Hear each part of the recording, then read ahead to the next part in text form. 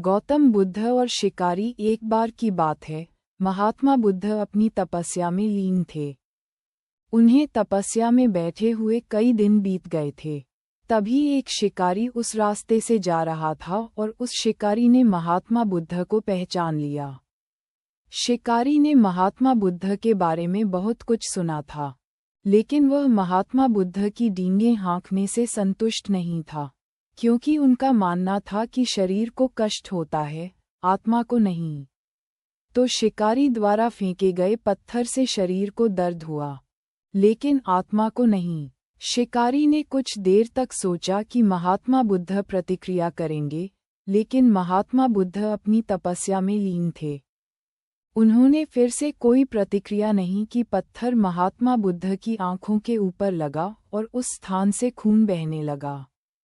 महात्मा बुद्ध को एहसास हुआ कि उनके शरीर से खून बह रहा है, लेकिन फिर भी वे अपनी तपस्या से नहीं उठे।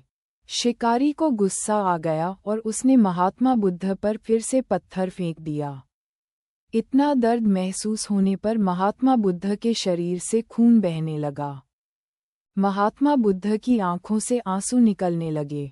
शिकारी महात्मा बुद्ध के पास गया और पूछा, जब मैंने तुम्हें पत्थर से मारा तो तुमने कोई प्रतिक्रिया नहीं की।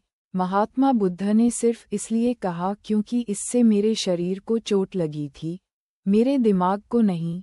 शिकारी को आश्चर्य हुआ। उसने पूछा, फिर आंसू क्यों है तुम्हारी आंखों से बह रहा है? इस पर महात्मा बुद्ध ने फिर कहा, तुम्हारे गलत कर्मों के परिणाम से मेरा मन और आत्मा रो रही है। तुमने इतना बड़ा पाप किया है, तुम्हें दंड कैसे मिलेगा? बुद्ध की बातें सुनकर शिकारी महात्मा बुद्ध के चरणों में झुक गया और क्षमा मांगने लगा। महात्मा बुद्ध क्षमाशील व्यक्ति थे। उन्होंने शिकारी को तुरंत क्षमा कर दिया और अपना आशीर्वाद दिया। उन्हें शिकारी महात्मा बुद्ध का आशीर्वाद मिला और वे एक महान व्यक्ति और साधक के रूप में जीवन जीने लगे।